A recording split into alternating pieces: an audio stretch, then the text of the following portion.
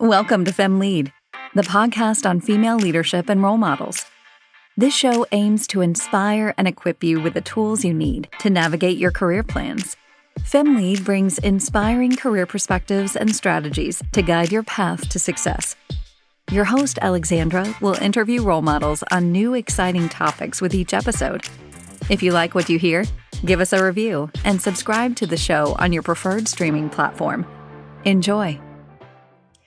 Hello, everyone, and welcome to a new episode of FemLead. I know you have been expecting this one, as we agreed to share more insights on and tackle this very, very important topic together. So today we discuss the imposter syndrome. Yes, we are discussing this topic with a very, very special guest. My next guest is a cybersecurity expert and thought leader. She gained worldwide attention for her thought leadership in the human element of cybersecurity, while successfully training over 3,000 people on the fundamentals of cybersecurity. Likewise, she has many accreditations and has successfully contributed to the cybersecurity world. It is hard for me to share all of those here, but what I can share is that her personal mission is to protect organizations from cybercrime caused by external or internal threat actors. She is a guest on many podcasts and shows and contributed to thought leadership about the human aspect of cybersecurity in many, many conferences. Without further ado, please welcome Joy Beland, our guest for the day. Welcome, Joy. It's such a pleasure to have you join us. Thank you so much for accepting this invitation. Alexandra, thank you. I really appreciate the opportunity to connect with you and your audience. So Joy and I have been connected through a member of our network, a common member of our network, and a friend. And Joy joined us today to talk a bit about her work and the human element of cybersecurity, that I think it's a very, very interesting topic. But the main topic of our discussion will be the imposter syndrome that Joy actually did some research on and has had some experience, like all of us, feeling it, but also tackling it and thinking about how can we pass this feeling of not belonging to a certain place. But we'll deep dive into that very, very soon. I would love to tell us a bit about what does it mean to work with the human element of cybersecurity, because you have a very impressive career in cybersecurity. Can you introduce us to the topic and what exactly does it mean to tackle the human element of cybersecurity? You bet. Back in, for 21 years, I had my own business, and my role was to support and provide infrastructure services for small businesses. So any computer needs that they had, whether it was installing a new server, a new firewall, new desktops for them, teaching them on their productivity software, myself and my team would be doing that. And back in 2014, we had our first client that was hit with ransomware, and it was on his home computer, not on his business network. But in that early stage of ransomware, I realized that the cleanup needed in order to get that one system whole again, it was like 8 business days and $2,000. And I realized if that happened at one of my client networks where it traveled through the business network and brought that whole business to a screeching halt, what would that mean financially for them and for my business in providing their support services? The other thing that became really apparent to me is that ransomware and a lot of the threats that were evolving at that time were dependent on a human being clicking on something or agreeing to do something that they thought was legitimate. And that no matter what I would be installing on the computer network or the computer itself to help prevent that threat from taking hold, all it would take is one click from one of those users to bypass or undo the technology that I was putting in place. So the human element is a form of cybersecurity I discovered at the RSA conference in the United States back in 2014 or 2015, when I was walking around amongst a whole bunch of cybersecurity professionals, and there was this one specific tract of cybersecurity focus on the human beings and how it is that you can basically uncover and influence human behavior for them to look at their computers and all of technology in a different light, rather than being so trusting and relying on the technology part to protect them, to start to influence what is motivating them and how to educate them to look at their computers as basically a weapon, that they need to understand how to yield this weapon in order to protect the organization and their own personal data in a completely different way. So that's when I really started to focus in on human influence, human behavior, and with everything that we're learning around cybersecurity, how do we actually cement that in the right way so that all of the technology is being used wisely, because the people who are using that technology understand and are motivated to behave in a different way. That's very interesting. And my first thought when you started explaining how you put two and two together is, right? How did you make that switch from working for 20 more years with different stakeholders to actually focusing on the human element? I'm very curious about this thought process. So it was really out of necessity for there to be a voice for the small businesses. At the time, there was the FBI and the Secret Service Cybercrimes Division working closely with the business owners in Los Angeles that were like, well, not with business owners, they were working with enterprise level organizations, the big guys. What they wanted to do is protect the really large companies from having any kind of breach. And I noticed that there was nothing that they were generating in the way of helping small businesses. And that was my constituents. I had a small business myself. I realized that they weren't speaking the same language. There's a different, when you have an enterprise level company, you have governance, risk, and compliance built in over many years, that those stakeholders are going to look at what are their risks and how do we govern and properly educate our stakeholders in a way that's meaningful. Nobody was having that conversation with small businesses. So it was self-preservation for myself and my small businesses that I was learning to speak this different language. And I also felt that I couldn't be in integrity if I was going to be selling tools and solutions to those small businesses that many of them had been with me for 10 or 20 years. I can't just sell them a solution knowing I'm not giving them the whole picture. And so the education piece of it to me was just stepping into integrity and really understanding what's the best way I can be of service to this organization, to this whole community that has supported me and my business for so many years. It just didn't feel right to not dive into that human element piece of it and do everything I could to uphold and sustain the way that they were thinking about it, to help match the investment that they were making in the tools and the solutions. Wow, it's very impressive, and I'm honestly honored to talk about this subject with you, because you really speak for an entire industry of small businesses, and you kind of found that thread in a larger story where you say, okay, it is not enough help for this part of the ecosystem. I'm going to come in and I'm going to help them.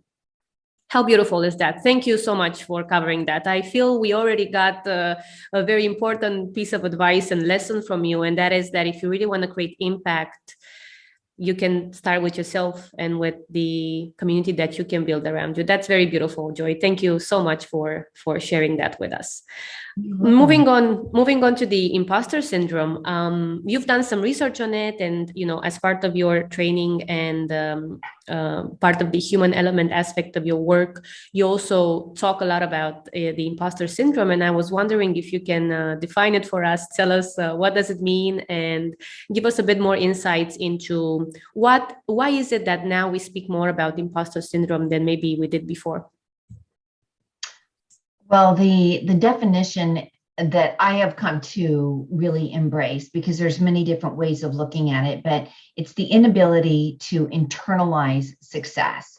So no matter how well and successful I might do something over and over, to be called an expert in that, or to be asked to continue to deliver higher levels of that same expertise, becomes over time something that I doubt more and more that I truly have that success. It's almost like I feel as if you were to uncover all the different layers of how I got here and why people would refer to me as an expert, that in that accounting process, you would say, oh no, well, you're not actually qualified to be referred to as an expert in this. And that's what most people who have imposter syndrome identify with the most, is that it's almost like I'm a fraud for being here. If you really knew all of my background, you would say she's not qualified to be in the seat that she's in.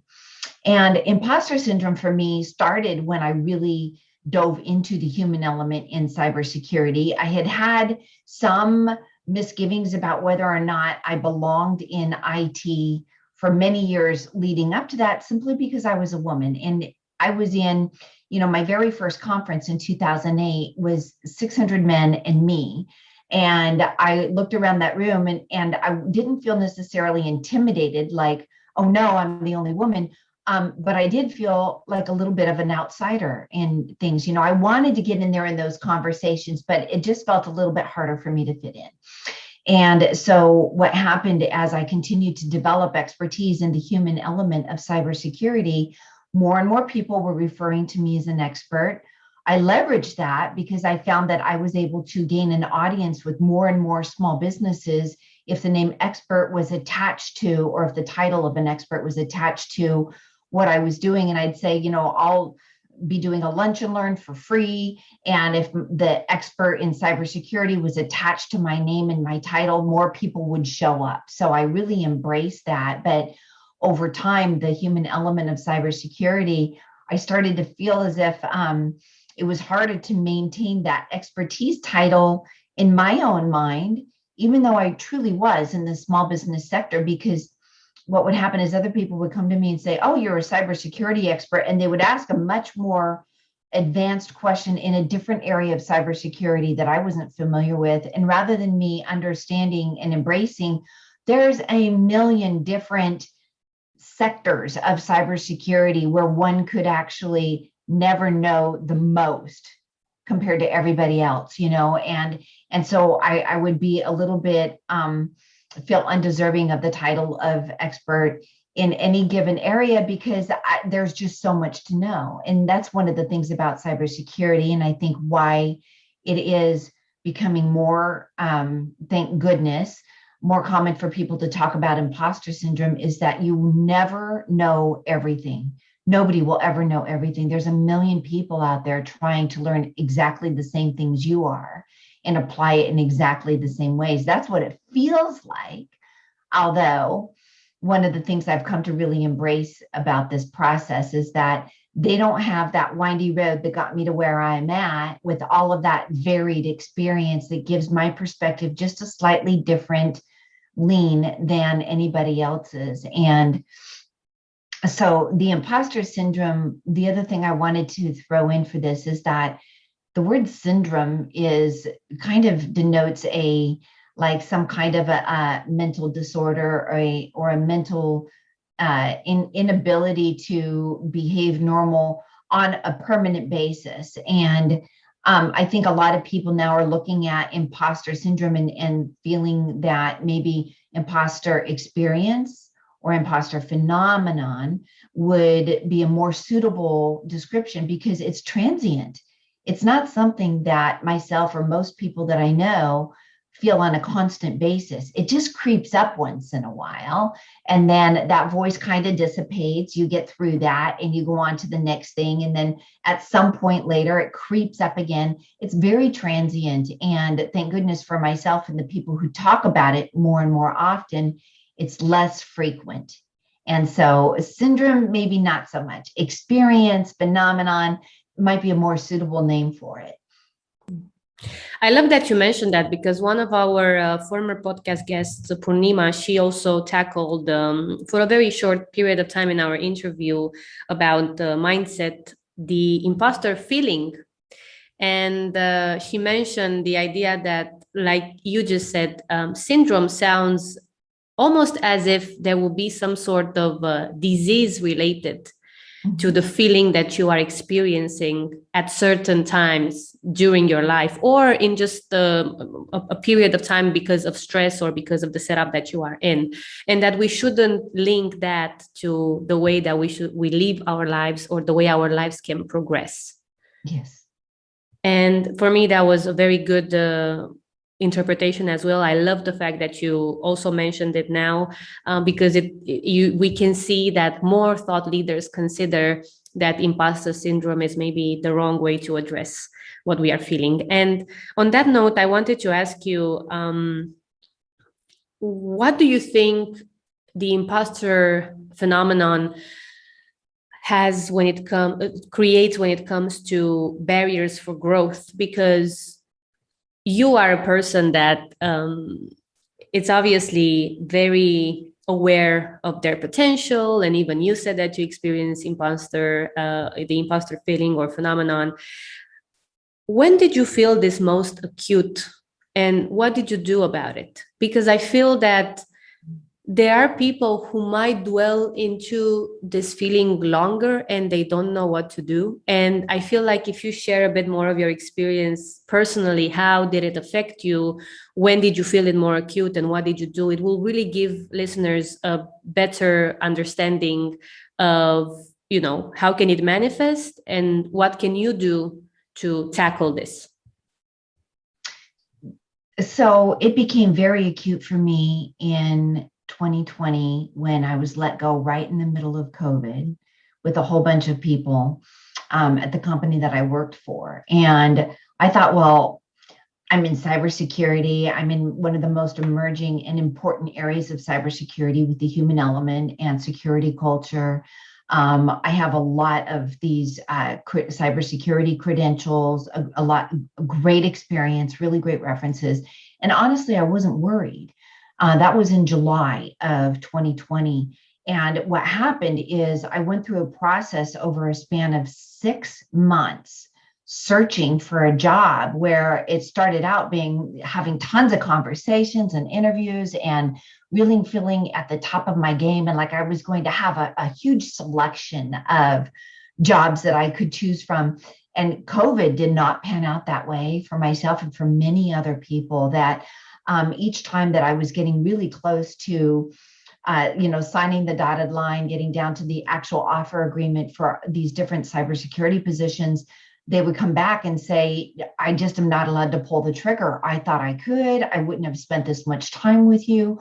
Or they would completely ghost me. And for myself, after about 4 months in this 6-month period, I hit this point where my head was telling me, you are not the expert that you thought you were. You don't have the value. You don't have, these credentials are something that doesn't represent what you think it does. And that imposter syndrome just brought me to my knees. It literally, I was in complete despair and feeling as if all along I had been a fraud and now everybody knows. And I'll tell you, it's almost like being the hardest thing I've ever been through. Anybody that's in this position or has experienced this, my hope for them is that what happened to me will happen for them. It was the biggest blessing of my life, because what happened is it dismantled my entire belief system about what am I placing value on and what's important to me.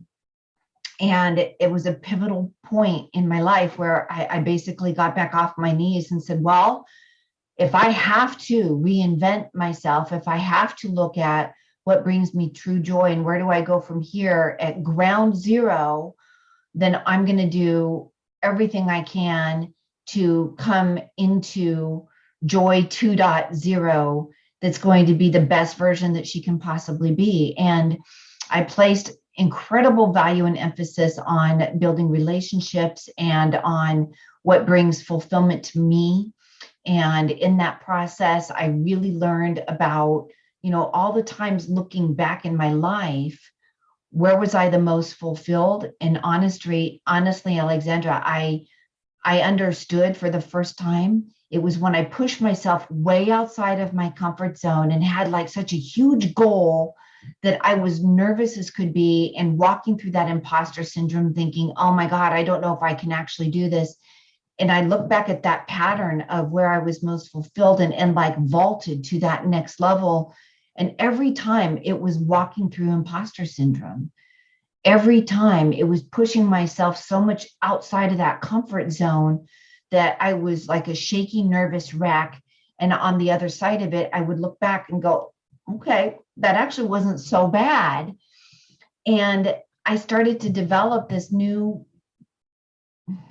I don't know if it's a persona, but a new understanding of myself that I was a lot tougher than I ever gave myself credit for. And in that dismantling, everything just opened up for me. And I really started to understand what is this imposter syndrome. And Dr. Jessica Barker was a huge influence for me. She has this YouTube video. She specializes in IT and cybersecurity and culture. And she did a video on imposter syndrome. And then I read this book by Stephen Kotler, who I've been a fan of for years, but he specializes in flow. How do we achieve a state of flow? And there are some really gnarly pushing yourself out of the time, out of your comfort zone with a time sensitivity and a goal in mind and a sense of mission and all of this information that I was like knee deep in at the time started to just click into place. And it was like the DNA of joy, the puzzle that is me started to lock into place. And I became super excited and inspired and just knew whatever I did moving forward, I had my non-negotiables. And one of those things was going to be, I'm going to continue to push myself and experience the imposter phenomenon because that's a really good, healthy thing. And other people needed to know about this. Would you say then that there is also a good part of experiencing the imposter phenomenon? Of course, looking at your career and at this very important moment of reflection for you that you now call a blessing, which really feels like an epiphany, and it feels like it was really what you needed to experience in order to really become who you're supposed to become. Because the joy that I met, it's exactly like that. So I'm very happy that that now I also have some context to it. But do you think there is a good part of experiencing the imposter feeling? All of it is good.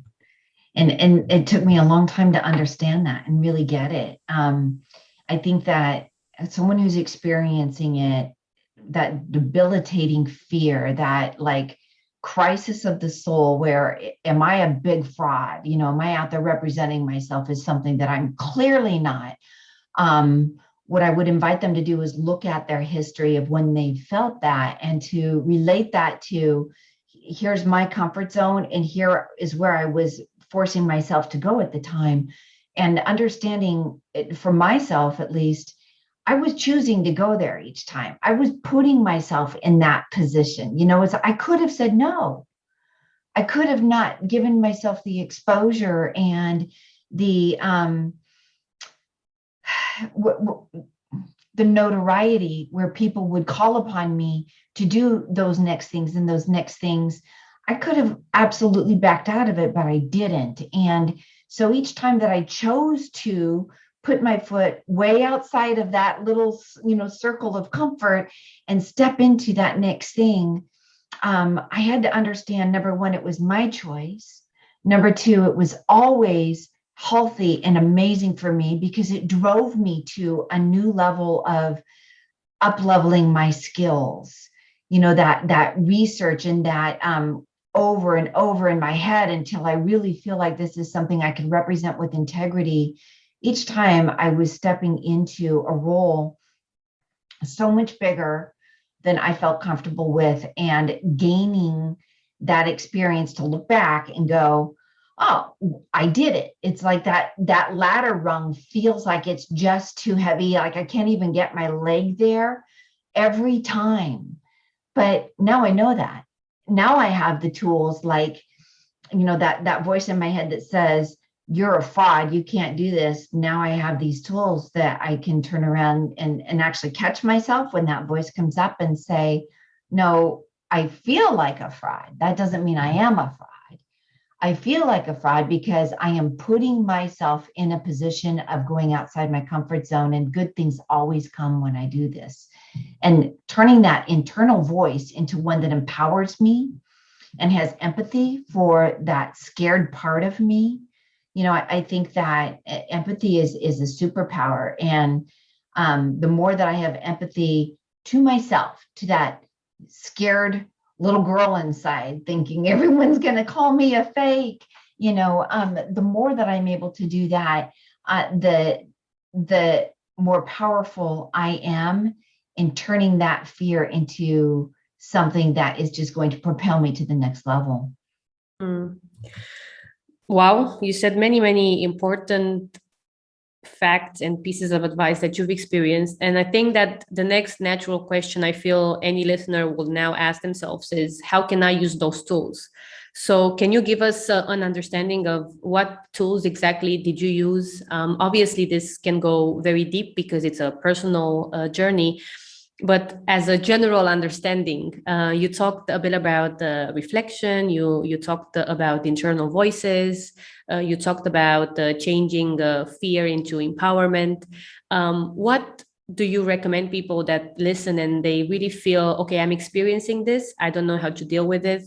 I feel like I could probably try something, but it's not going to last until tomorrow. What do you tell people that actually they don't know where to start this journey in a way that will actually be impactful and not just one afternoon exercise of let's write something down on the paper and see when it was true or not true.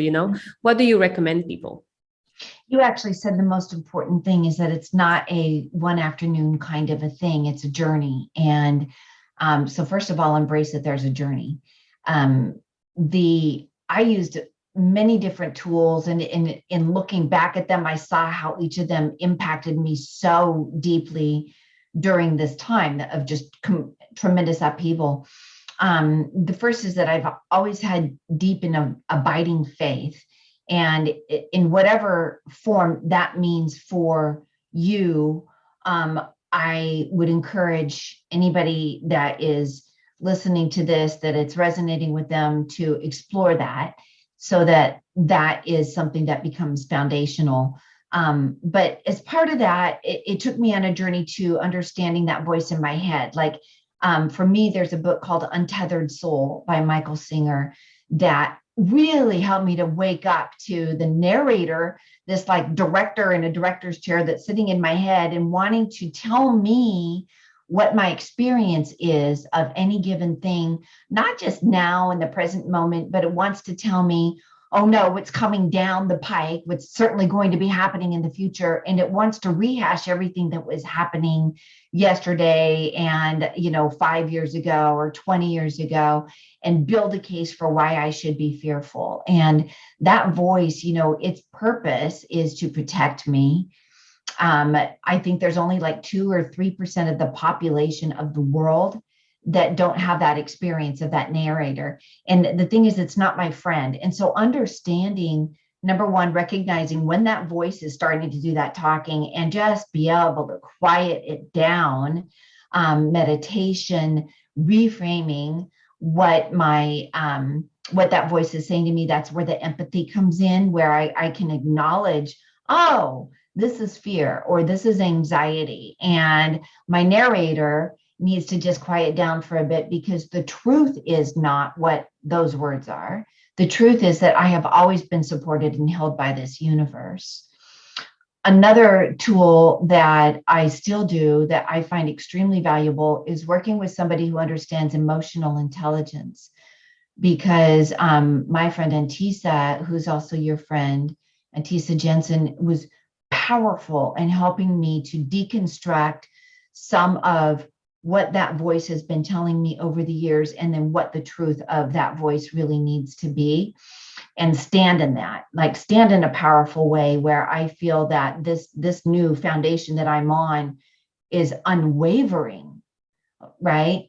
And then Stephen Kotler's book, The Art of Impossible, to Discover Flow. I think that for me, one of the biggest things I learned in my adult life, just like 3 years ago, 2 to 3 years ago, is that the way that I've been trying to educate myself, just learning in general, was all wrong. I was looking at cybersecurity knowledge and at a lot of different kinds of business transformation and organizational learning as almost homework. Like, oh, I have to now I have to go read this because I knew that I needed the knowledge and that it was good for me and it was going to be good. And I continued to do that. I got those cybersecurity certifications and all of the knowledge that I needed to, but I dreaded it like homework instead of understanding how I learn can be completely different. And that was a huge eye opener. Like, I have this daily planner where I write notes about everything that I'm doing on a constant basis because my brain translates and retains things by handwriting it so much better. I can't read a digital book and absorb it in the way that I do a book that is actually on paper. Like if I get out my highlighter and my pen and God bless me, stickers, I have so much fun digesting and learning and relating what's in front of me to all of the different, like I call them like pods. I have about 8 areas that I'm just truly passionate and have a sense of mission behind in cybersecurity and in my life. And as I'm writing or reading or listening to a podcast, I pull out one of those pods that this knowledge relates to, and I add more notes and more context to it. And what I understood is that is my DNA. So the way that I was learning, how I was capturing it, and then how I put those pieces into their rightful places in my life and understood, oh, well, these 8 pods that I have are actually, this is Joy's DNA. And those pods don't have to make sense or link together for anybody else. I am who I am just so uniquely. And instead of that being something that I'm like, well, nobody else likes or understands the human element in cybersecurity. There's a lot of tech geeks out there that really poo-poo the human side of cybersecurity.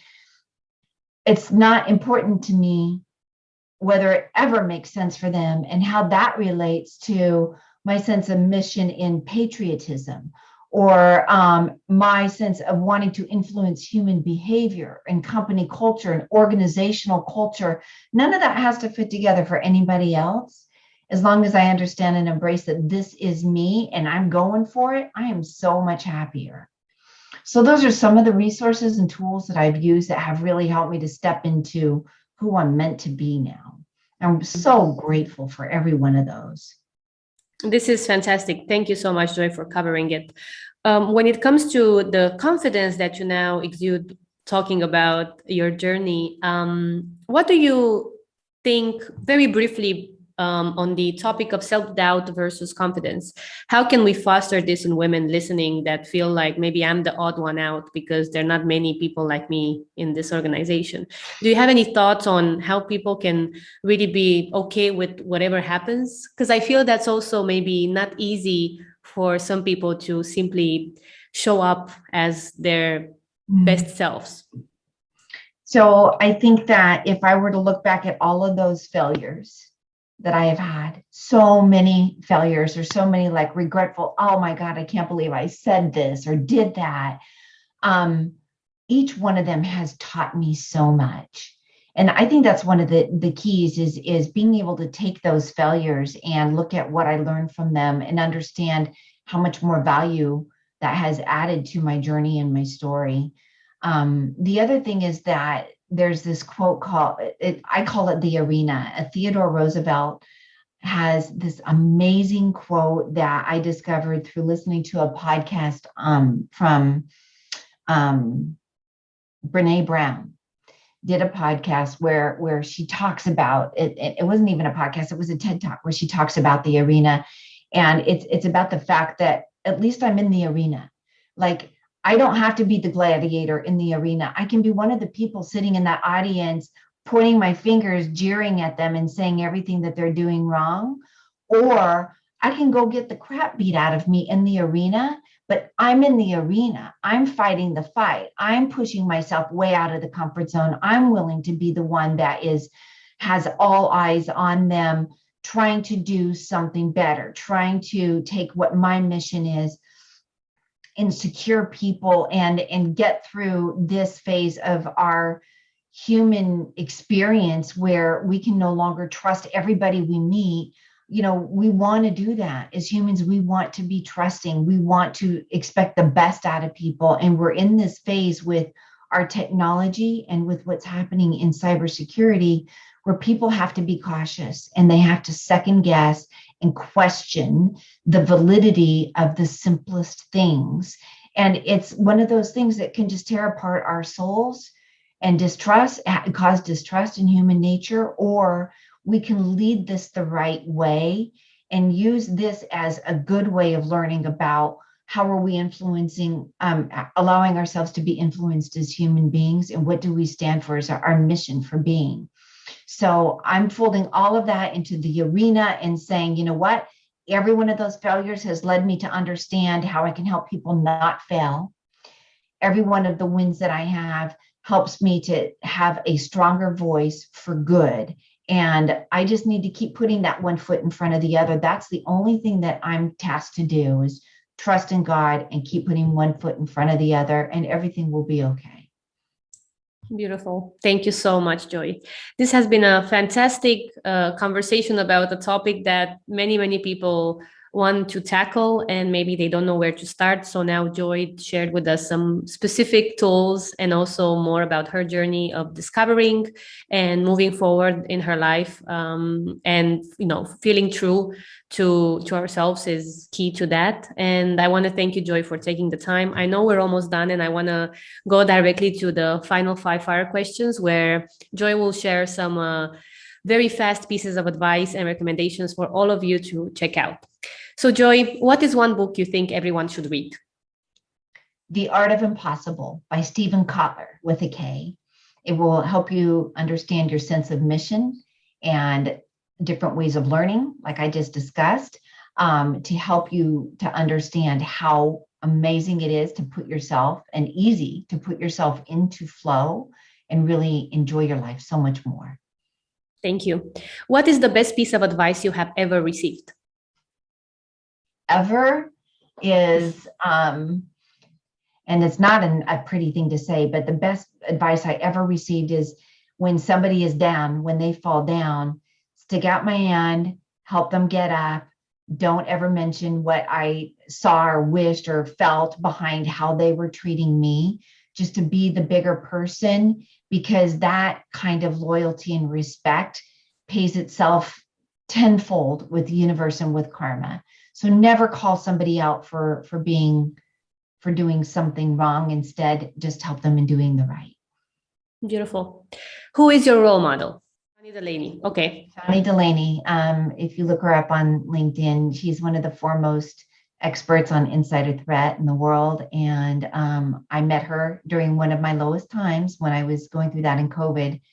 And she has more empathy and love and smarts and genuine humility than any woman I've met in my professional career. Wow. Beautiful. If you were to have another career, what would you choose to do? Another career? I would probably, I don't have children myself, and I think that what I would choose to do would be something in helping, maybe not children, but teenage girls who are going through just such an awkward self-esteem phase, especially if they're from underprivileged families, to be able to have them see what really is important and help them to mold their self-esteem in the healthiest of ways. That's very beautiful. And lastly, if you could change places with someone, who would it be and why? It would probably be somebody that is working in a third world country on the front lines of poverty and despair. Thank you. Beautiful, Joy. Thank you so much for tuning in, doing this recording with us. I'll make sure to share your contact info for people to also reach out if they want to ask Joy anything and, follow her amazing work. I really want to thank you for tuning in and joining us today. And wish you a very, very beautiful journey moving forward. You too. And thank you so much for this opportunity to share with you and your audience, Alexandra. Likewise. Thank you all for listening, and stay tuned for more updates with inspiring female role models. We hope you've enjoyed this episode of FemLead Podcast. Share the news with your friends and follow us on social media at FemLead Podcast everywhere.